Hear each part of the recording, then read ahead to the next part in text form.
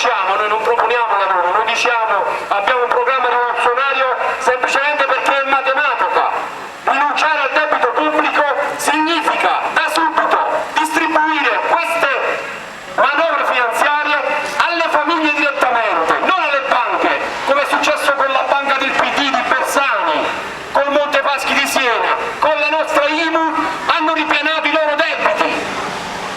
I nostri sindaci sono parimenti corresponsabili del PD e dello sfascio nazionale, loro sono solo l'ultima propaggine di una filiera di illegalità. Vi chiedono il voto perché devono continuare a campare sulle nostre spalle. E allora richiudo il debito pubblico, ritorno alla moneta nazionale, distribuzione dei soldi che andremo a risparmiare con debito pubblico direttamente alle famiglie, 1.000 euro al mese alle donne con un figlio, perché le madri italiane possono tornare ad avere una vita dignitosa. Non è possibile che le nostre donne debbano arrangiarsi a fare un doppio lavoro per portare un pane a casa, per cercare di pagare la bolletta che loro hanno aumentato per mantenere le loro municipalizzate, per mantenere i loro dipendenti schiavi e vittime di questo sistema che è semplicemente balordo.